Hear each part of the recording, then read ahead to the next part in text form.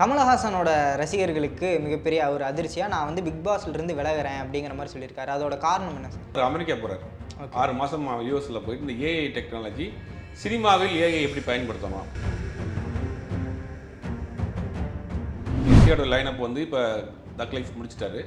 அது முடித்தவொடனே அடுத்து வந்து இந்த ஜூட் ஆண்டனி ஜோசப் படம் பண்ணுறாரு. தளபதியோட 69வது படம் ஹெச் வினோத் தான் அப்படிங்கிறது முக்கால்வாசி கன்ஃபார்ம் ஆயிடுச்சு. அதில் ஒரு ரூமராக என்னன்னு பார்த்தீங்கன்னா மம்தா பைஜு வந்து அந்த படத்துக்குள்ளே இருக்காங்க அப்படிங்கிற மாதிரி ஒரு ரூமர் இருக்குது. ஃபஸ்ட்டு இது உண்மையா?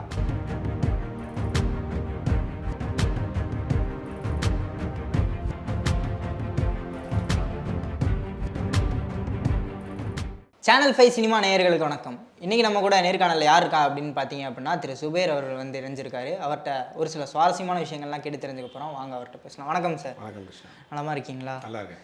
கமலஹாசனோட ரசிகர்களுக்கு மிகப்பெரிய ஒரு அதிர்ச்சியாக நான் வந்து பிக் பாஸ்ல இருந்து விலகுறேன் அப்படிங்கிற மாதிரி சொல்லியிருக்காரு. அதோட காரணம் என்ன சார்? இல்லை, அவர் கொடுத்த காரணம் வந்து எனக்கு சினிமாவில் சில வேலைகள் இருக்குது, அதனால் இந்த வருஷம் 7 வருஷமாக நான் ட்ராவல் பண்ணிட்டேன், இது வரைக்கும் ஆதரவு கொடுத்தீங்க, நான் இனிமேல் என்னால் தொடர முடியாது அப்படிங்கிற மாதிரி அறிக்கை கொடுத்துருக்காரு. பட் அதுக்குள்ளான காரணம் வந்து அவர் அமெரிக்கா போகிறார். 6 மாதம் யூஎஸில் போயிட்டு இந்த ஏஐ டெக்னாலஜி சினிமாவில் ஏஐ எப்படி பயன்படுத்தலாம் அப்படிங்கிற ஒரு கோர்ஸ் ஒன்று கற்றுக்கிறாரு.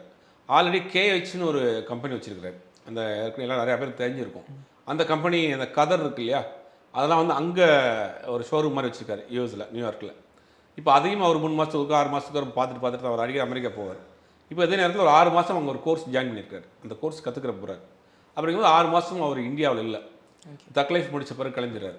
போயிட்டு நெக்ஸ்ட் இயர் தான் வருவார். இந்த அக்டோபர் நவம்பரில் போகிறேன், நெக்ஸ்ட் இயர் பிப்ரவரி அந்த மாதிரி தான் வருவார். அந்த கேப்பில் இவரால் அதை பண்ண முடியாது.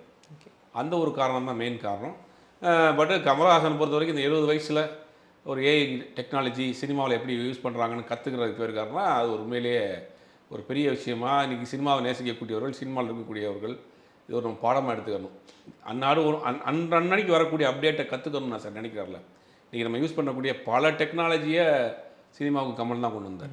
உதாரணத்துக்கு ஆவிட் எடிட்டிங்காக இருக்கட்டும், டால்பியாக இருக்கட்டும், இந்த டிஜிட்டல் கேமராவாக இருக்கட்டும், மேக்கப் இதாக இருக்கட்டும், எல்லாமே வந்து ஒரு கொண்டு வந்து அதை எக்ஸ்பெரிமெண்ட் பண்ணி அதை வந்து சினிமாவுக்கு டெடிகேட் பண்ணுறது தான் கமலுடைய வேலை.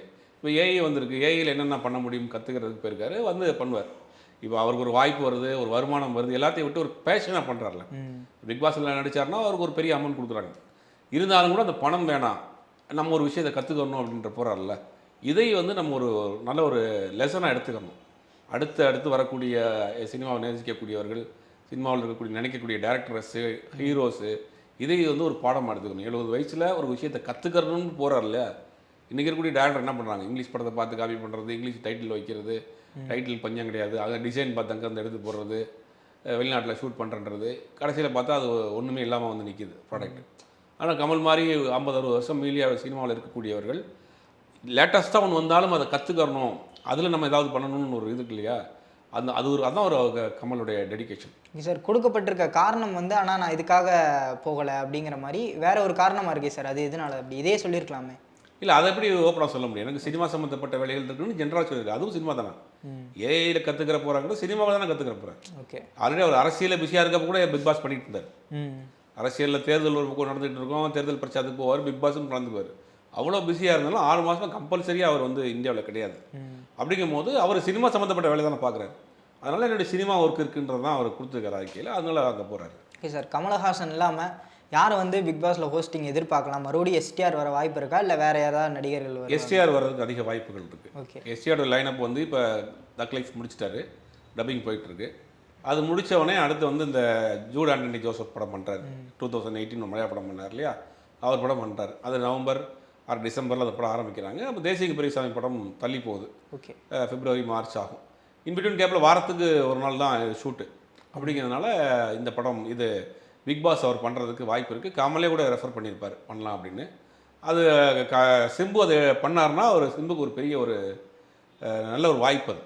ஓகே, ஏன்னா எல்லார் வீட்டுக்கும் அதிகமாக, ஆமாம், எல்லார் வீட்டுக்கும் போய் ஈஸியாக சேர்ந்துடலாம். அநேகமாக அவரை பண்ணுறதுக்கு வாய்ப்புகள் அதிகம். சப்போஸ் அவருக்கும் வந்து அடுத்தடுத்த ஷூட்டிங்கில் வந்து ஃபிக்ஸ் ஆகிட்டாருன்னா வேறு எந்த நடிகருக்கு ஒரு ஆப்ஷனாக வந்து போவாங்க அப்படின்னு நினைக்கிறீங்க? ஆப்ஷனாக வந்து அந்த அளவுக்கு கொண்டு போகிற அளவுக்கு அந்த கமல் தாண்டி அதில் வேறு யாரையும் வச்சு பொருத்தி பார்க்க முடியல. ஓகே, அந்த அளவுக்கு மெச்சூர்டாக அந்த ஷோவை கொண்டு போக முடியுமான்னு தெரியல. ஆல்ரெடி சிம்பு பண்ணதுனால ஒரு மைண்ட் செட் இருக்குது எல்லாருக்குமே, ஓகே பண்ணிடுவார் அப்படிங்கிற மாதிரி. நிறையா பேர்கிட்ட பேசிகிட்டு இருக்கதா சொல்கிறாங்க, நிறைய ஆர்டிஸ்ட் சொல்கிறாங்க. அதில் சிம்பு தான் ஃபஸ்ட்டில் இருக்கிறார், சிம்பு ஏறக்குறைய அது கன்ஃபார்ம் பண்ணுற மாதிரி தான் இருக்கிறாங்கன்ற மாதிரி சொல்கிறாங்க.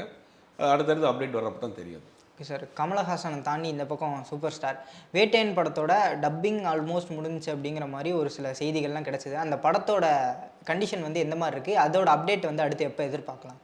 அப்டேட் வந்து இந்த மாதம் எண்டுக்குள்ளே வர்றதுக்கு வாய்ப்பு இருக்குது. ஓகே, டப்பிங் முடிஞ்சிருச்சு அந்த படம். ஓகே, அடுத்து கூலிக்கு அவருக்கு போயிட்டார், அது கூலியோட சின்ன சின்ன ஒர்க் பண்ணிட்டு இருக்காங்க. வேட்டையன் டப்பிங் முடிச்சிட்டாங்க.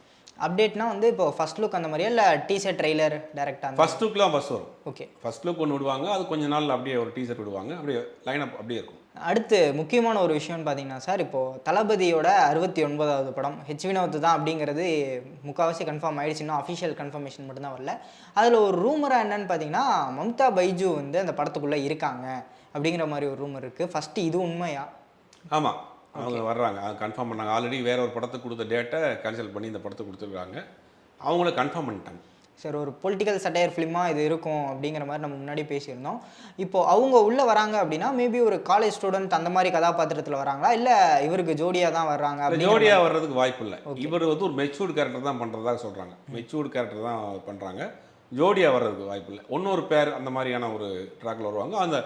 அந்த இதில் வந்துட்டாங்க, ஆல்மோஸ்ட் அவங்க அக்ரிமெண்ட்லாம் சைன் பண்ணிட்டாங்க. கண்டிப்பாக வந்து படத்துக்குள்ளே இருக்காங்க. ஆமாம், கண்டிப்பாக இருக்கு. கண்டிப்பாக இந்த படத்தோட அனௌன்ஸ்மெண்ட், அஃபிஷியல் அனௌன்ஸ்மெண்ட் எப்போ எதிர்பார்க்கலாம்? ஷூட்டிங்லாம் வந்து எப்போ பிளான்? இப்போ மாநாடு ஃபிக்ஸ் பண்ணியிருக்காங்க செப்டம்பரில். அந்த மாநாடு முடிஞ்சோடனே அந்த படத்தோட டேட்டு அந்த அஃபிஷியலாக அந்த அனௌன்ஸ் பண்ணிட்டு வரும். செப்டம்பர் 5 கோட்டோட ரிலீஸ். அதுக்கு அடுத்து தான் மாநாடு? ஆமாம், அதுக்கு அடுத்து தான் மாநாடு. செப்டம்பர் 5க்கு பிறகு மாநாடு முடிஞ்சு ஒரு மாதம் 15 நாள் ரெஸ்ட்டில் இருக்காரு. ஓகே, அந்த கேப்பில் அந்த படத்தினுடைய அனௌன்ஸ்மெண்ட் வரும். இடையில இருக்கும்போது ஏகே ரசிகர்களுக்கு ஏதாவது ஒரு அப்டேட், அவங்க அந்த அடுத்து எந்த படத்துக்கான அப்டேட் வரும்? ஏன்னா 2 படம் இருக்குது, இந்த பக்கம் விடாமுயற்சி, இந்த பக்கம் குட் பேட் அக்லி. 2 பேருமே போட்டு வேலை செஞ்சுக்கிட்டு இருக்காங்க அப்படிங்கிற மாதிரி சொல்லலாம். தீபாவளிக்கு விடாமுயற்சி கன்ஃபார்மாக ரிலீஸ். ஓகே, அது 100% ரிலீஸு. பொங்கலுக்கு குட் பேட் அக்லி ரிலீஸு. அமரனோட கிளாஸ் தீபாவளிக்கு ஆமாம் வருது. பட் அது வந்து அமரன் வந்து டேட் தள்ளி போகிறதுக்கு வாய்ப்பு இருக்குது. ஓகே, ஒருவேளை ஒரு 4 நாள் 3 நாள் இந்த அந்தகான் படம் பண்ணாங்க இல்லையா, அந்த மாதிரி தள்ளி போடுறதுக்கு சான்சஸ் இருக்குது. ஆனால் கண்டிப்பாக விடாமுயற்சி தீபாவளிக்கு வருது. படம் ஆல்மோஸ்ட் முடிஞ்சிருச்சு. அது குட் பேட் அக்லி கூடயும் கிளாஸ்க்கு இப்போ சேமன் டென்னிஸில் போயிட்டு இருக்கு ஷூட்டு. ஹைதராபாத்தில் 2 படமே ஷூட் நடக்குது. 2 படமுமே சேமன் டென்னிஸில் ஷூட் போயிட்டு இருக்கு. கண்டிப்பாக சார், பல விஷயங்களை இன்ட்ரெஸ்டிங்காக ஷேர் பண்ணீங்க. ரொம்ப நன்றி சார்.